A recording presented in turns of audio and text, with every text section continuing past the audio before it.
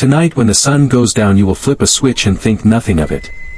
But for 99.9% of human history that switch did not exist. When the sun set the world went dark, completely, absolutely, terrifyingly dark. Every single one of your ancestors spent roughly half their lives in near total darkness. Every night. For 300,000 years. Before artificial light the night sky was not something you drove to a national park to see. The Milky Way was just the sky. A blazing river of light dense enough to cast shadows on the ground below. Every clear night for 300,000 years your ancestors looked up at exactly this, and somewhere in the middle of it, a small orange fire was the only warm thing for miles. A campfire creates a circle of safety roughly 9 meters in diameter. Inside that circle, predators will not come. Outside that circle, you die. This is not an exaggeration. Anthropologists studying modern hunter-gatherer groups have documented that people who wander away from the fire at night are significantly more likely to be killed by predators, even today. The earliest solid evidence of humans controlling fire comes from Wonderwerk Cave in South Africa. Roughly 1 million years ago. The darkness at the edge of the firelight is the oldest boundary in human experience. Not a wall. Not a fence. A line where the orange light gives way to absolute black, and everything on the other side of that line can see you perfectly while you cannot see it at all. Leopards, hyenas, wolves. Their vision in darkness is far superior to ours. The fire was not comfort. It was survival. Before fire our ancestors were like every other primate. When the sun went down you found a sheltered spot and you stayed still. Moving at night meant becoming food. Our eyes are terrible in the dark compared to the predators that hunted us. Fire changed that equation overnight, literally. And the person whose job it was to watch the dark, to monitor the boundary between the firelight and the black beyond, that person was the first night watchman in history. Fire did not just protect humans at night. It gave them something they had never had before. Extra hours. Before fire the useful day ended at sunset, maybe 12 hours in summer, as few as 8 in winter. Fire suddenly added 2 to 4 usable hours to every single day. And over thousands of generations those extra hours changed our species. Everything that happened in those hours changed us in ways we are still only beginning to understand. The geometry of the fire circle is the geometry of safety and vulnerability made visible simultaneously. The small disk of warmth and light. The infinite dark in every direction. 4 people around a fire in the middle of the African savanna with the full Milky Way blazing above them. This is not picturesque. This is the actual situation that shaped the human nervous system. The fire circle is where we became us. In 2014 anthropologist Polly Wiesner published a study in the Proceedings of the National Academy of Sciences. She spent years recording conversations among the Juhoansi Bushmen of the Kalahari Desert, one of the last groups on Earth still living something close to the original human lifestyle. What she found, during the day 80% of conversations were practical. Logistics, hunting, economic negotiations. But at night around the fire everything changed. At night around the fire 81% of conversations were stories.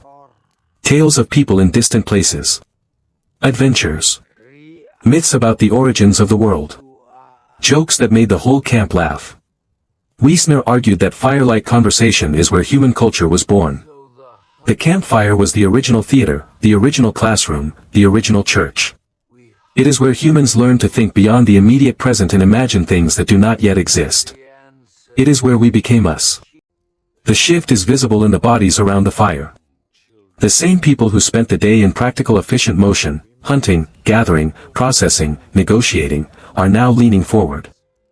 Listening to a story. The bone all is set down. The watchman's head turns slightly from the darkness. The faces are open.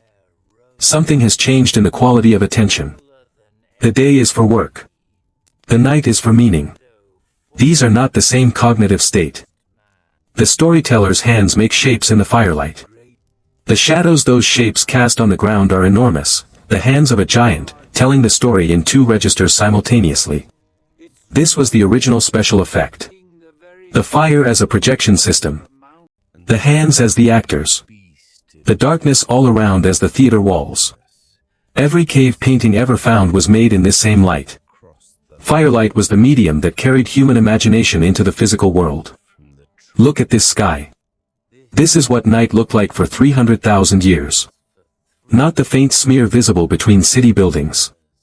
Not the few dozen stars you see on a clear suburban night. This, the full Milky Way blazing overhead from horizon to horizon, so dense and bright it casts shadows. This was just the sky. Every night. The darkness was absolute and the stars were overwhelming and the fire was the only warmth in the world. The face absorbing a story around a fire for the first time, really absorbing it, not as entertainment but as essential information about the world, has a specific quality. The eyes are slightly wider. The jaw is slightly relaxed. The body leans forward by 1 centimeter without the person knowing it. This is what narrative absorption looks like from the outside. This is the face that the campfire produced. And this face, repeated over thousands of generations, built the neural architecture for human imagination. Fire restructured not just what humans did at night but how they related to each other. The act of tending the fire, feeding it, keeping it alive through the night, became one of the primary social responsibilities in every human group that ever used fire. You were not tending a flame. You were sustaining the circle. The warmth, the light, the safety, the story circle, all of it depended on the hand that kept the fire fed. The campfire conversation finished. The fire slightly lower.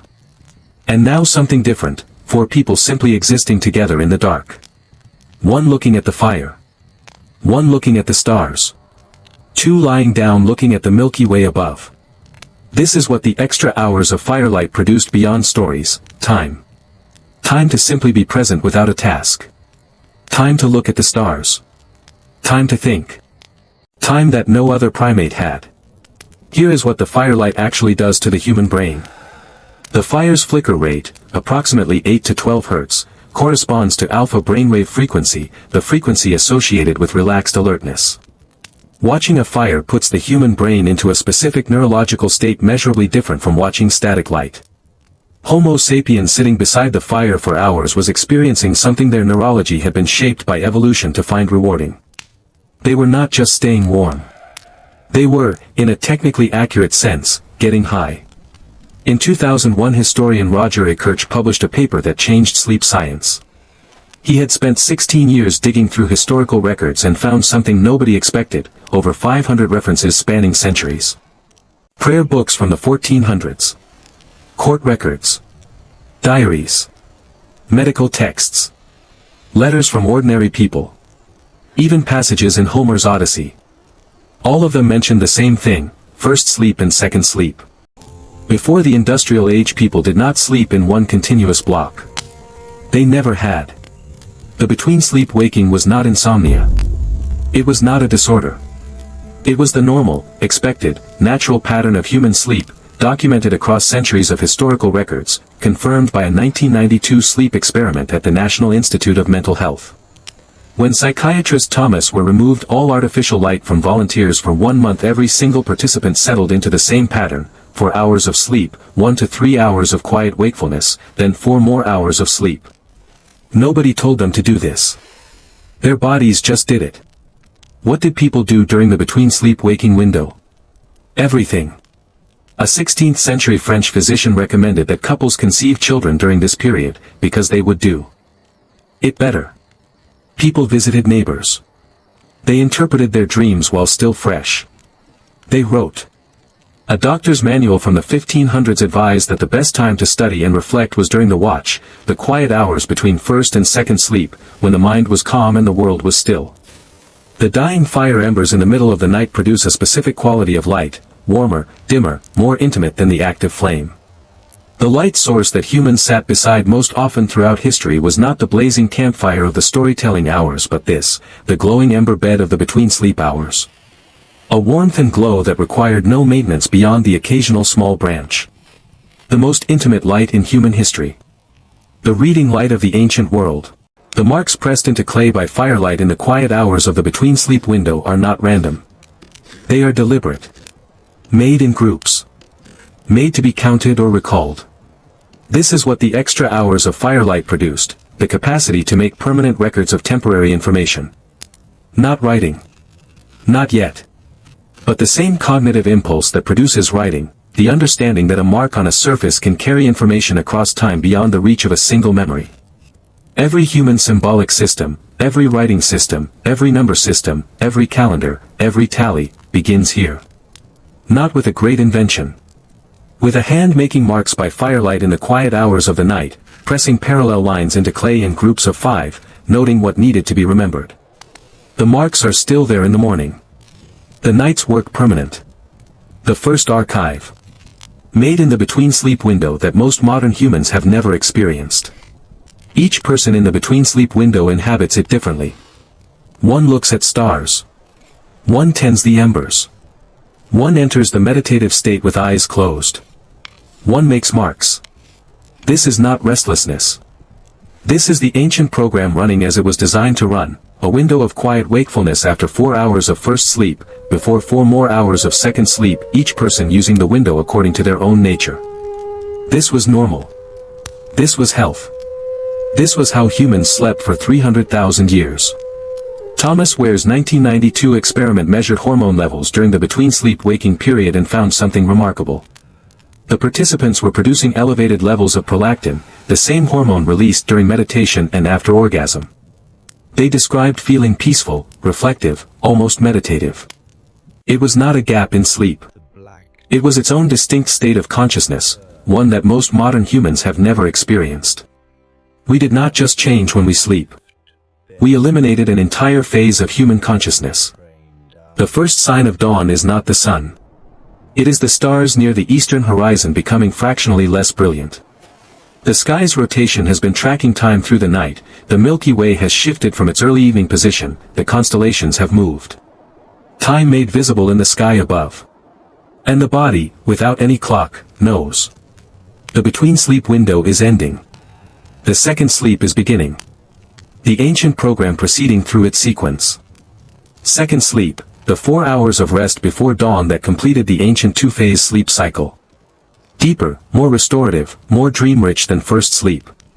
The body doing its most important repair work in the second half. And this is what we have lost, not just the between-sleep waking window, but the specific quality of second sleep that follows it. Modern humans sleep in one compressed block and call the result adequate. Our ancestors slept in 2 phases and experienced something we have no modern name for. The dawn has always been the most reliable thing in human experience. Every morning for 300,000 years the sun came back. And with the sun came safety, visibility, the ability to see the world clearly again. The face that reads the dawn light is reading information, how much time before full light, what the weather says, what the day will require. The rested brain is a better reader of the world. The two-phase sleep cycle produced this clarity every morning. The clay marks made in the darkness are still there in the morning light. Still there. Permanent. The night's work survives the night. This is what the between-sleep window enabled, the production of something that would persist beyond the moment of its creation. The marks in the clay. The notch in the bone. Eventually the symbol on the cave wall. All of it made in the extra hours that fire created. All of it possible because of a circle of warmth in the dark. Anthropologist Polly Wiesner's research confirmed what the Wonderwerk Cave evidence implied, the night was where human culture was built. During the day, 80%. Practical. Logistics, hunting, negotiation. The daytime mind is an operational mind.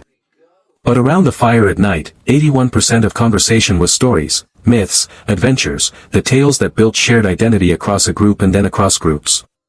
The campfire was the original internet, a network through which culture could propagate across the entire species. The night watchman of a medieval European city was doing what Kale did 300,000 years ago around the campfire, monitoring the boundary between the light and the dark. But the city had externalized the function, one professional watcher so that everyone else could sleep. This professionalization of the night watch was possible only because artificial light had made it possible to stay awake and functional in the dark. The watchman is the descendant of the fire tender. The city is the descendant of the fire circle. Medieval European cities were terrified of the dark in a way that is genuinely difficult for modern people to understand. Walking outside after dark without a lantern was suspicious. In many cities it was literally illegal. Night belonged to criminals and the supernatural.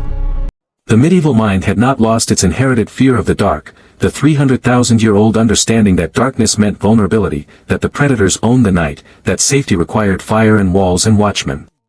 The fear was ancient. The cities were young. The word curfew comes from the French couvre-feu, literally cover fire. In medieval towns a bell rang at night signaling everyone to cover or extinguish their fires. Not for safety. Because night was supposed to be dark. Night was when you slept. Night was when you were vulnerable. The curfew was not a restriction. It was an enforcement of the ancient order. The day belongs to the living, the night belongs to darkness. We have been fighting that order ever since. The domed iron curfew cover, a vessel approximately 40 centimeters in diameter and 25 centimeters high, was designed to contain a fire while keeping embers alive until morning. Cover the fire, contain the heat, survive the night, relight in the morning. The same impulse that Brack had with the clay ember carrier 300,000 years earlier, the understanding that the fire must be preserved through the dark. Medieval technology. Ancient imperative. The same fire, in different hands, in a different century. The darkness of a medieval interior at night with curfew enforced was as complete as a cave. Stone walls, no windows, the fire covered. 2 people sleeping on straw. The night as it had been for most of human history, total, absolute, governed by the ancient rhythms that the curfew bell enforced. And in the middle of it, one of them would wake. Not from nightmare. Not from distress. Because their body was doing what bodies had done for 300,000 years. The between-sleep waking was as ordinary in medieval Europe as it had been on the African savanna. Historians have been reading references to first sleep and second sleep in medieval documents for centuries and kept translating them as something else, because they could not imagine that people ever slept differently than we do now. The assumption was so deep that translators literally mistranslated ancient Greek and medieval Latin to make it fit their modern experience. Until the science confirmed what the history had been saying all along. The ember glow through the uncovered curfew cover in the medieval between-sleep hour is the same light that the ancient fire circle provided, warm, intimate, just enough to see by, creating the meditative state that Thomas Ware documented in 1992. Elevated prolactin. Peaceful, reflective, almost meditative. This state existed in medieval Europe just as it existed on the prehistoric savanna. It was normal. It was healthy. It was the between-sleep consciousness that lit the reflective hours of every human who ever lived before 1800. A doctor's manual from the 1500s advised patients that the best time to study and reflect was during the watch, the quiet hours between first and second sleep. So she wrote. By ember light. In the meditative state. Recording something that the day's rush did not permit. The between-sleep window was the original creative space, unhurried, quiet, the world still, the mind in its most reflective mode. The night between sleep was where ideas could be examined without the urgency of the day demanding they be useful immediately. In the 1600s cities began installing street lamps. Paris was one of the first, under Louis XIV, who wanted to reduce crime. London followed. The night which had been a place of danger and fear slowly became navigable. Then cheaper candles. Then gas lamps in the 1800s. Then in 1879 Thomas Edison commercialized the electric light bulb. And within a generation the night as humans had known it for 300,000 years was gone. Not conquered. Erased. Nobody voted for it. It just happened. The street. Lantern, one candle in an iron-framed glass housing on a wooden pole, seems laughably modest from a modern perspective. But in 1667 Paris it was revolutionary. The night, which had been the absolute domain of darkness, fear, and the supernatural, was for the first time being pushed back. Not much. Not far. A small pool of yellow light on a cobblestone street. But the direction of travel was now set. The night would never be the same again. In 1879 Thomas Edison demonstrated a carbon filament electric light bulb that could burn for 13 hours. Within a decade electric lights were installed in homes, streets, and factories across the industrialist world. The effect on human biology was immediate, total, and completely unexamined. Nobody asked what 300,000 years of darkness programming would do when it encountered artificial light at 11 p.m. Nobody asked because nobody knew there was a question. The light was progress. The night was backwards. And that was the end of that. The carbon filament inside the glass electric bulb glows with a steady, unflickering light. This is the difference that matters neurologically. The campfire flickered at 8 to 12 Hz, driving the alpha brainwave state. The electric bulb does not flicker. The brain processes it differently. And crucially, the electric bulb does not decrease in intensity after dark. It does not follow the pattern of the setting sun. When it hits your retina at 11 p.m. your brain interprets it as daytime. And delays melatonin release. And fragments your sleep. Modern humans are exposed to artificial light an average of 7 to 8 hours after sunset. This light, especially the blue light from screens, suppresses melatonin production, the hormone that regulates sleep. Your body does not know the difference between a light bulb and the sun. Researchers have found that people who go camping for just 1 week with no artificial light at all have their melatonin cycles reset by nearly 2 hours. That is all it takes for 300,000 years of programming to reassert itself. Remove the artificial light and the ancient program returns. This is what researchers found in 1992, and what campers find every week without knowing it. The body remembers. The two-phase sleep pattern reemerges. The between sleep-waking window reasserts itself. The meditative state returns. 3 adults around a campfire with no artificial light are not doing something nostalgic. They are doing something their nervous systems were built to do. The program was waiting inside them the whole time, buried under artificial light. The face resting in firelight with nothing required of it is a face doing something that modern life almost never permits, genuinely thinking. Not thinking in order to produce something. Not thinking in order to solve a problem. Thinking the way that the firelight and the darkness and the two-phase sleep cycle and the extra hours all conspired to make possible, unhurried, directionless, reflective thought. This is what those extra hours gave to the species. And this is what we lost when we kept the lights on. What if waking up at 2 a.m. and lying in the dark is not your body malfunctioning? What if it is your body remembering what it was built to do? The between sleep waking is not insomnia. The quiet reflective state it produces is not a symptom. It is the ancient program running under the surface of modern life, the same program that produced the marks in the clay, the stories around the fire, the reflective hours that built human culture. It is waiting inside you right now. 3 adults around a campfire with no artificial light, in the deep part of the night, one of them awake in the between-sleep window looking at the stars. This is the original scene. This is the unmodified human experience, the same nervous system, the same ancient program, the same fire. The stars above are the same stars. The darkness is the same darkness. And the body waking quietly in the middle of the night is doing exactly what every body before the electric light bulb did. Exactly. Without exception. For 300,000 years your ancestors spent their nights in this rhythm. Gathered around fires and told stories that built civilizations. Slept in 2 phases with a window of quiet reflection in between. Lived in darkness so complete that the Milky Way was not something they had to drive somewhere to see. It was just the sky. Every clear night. The blazing river of stars overhead. The small warm circle of fire below. And everything that made us human, built in the space between. The face looking up at the Milky Way from the fire circle is the face of a species that had not yet separated itself from the night. Not because it was primitive. Because it had not yet invented the means to do so. The stars above were navigation, seasonal calendar, myth, and the outer limit of the imaginable world all at once. Every culture that ever existed before artificial light organized significant parts of its understanding of the world around what that face was looking at right now. This is the view that shaped the human mind. Not the single lit window in a dark city. Not the glow of a screen in a dark bedroom. This, the fire circle as a small warm island in the middle of a blazing cosmos, the darkness absolute in all directions, the stars overwhelming above.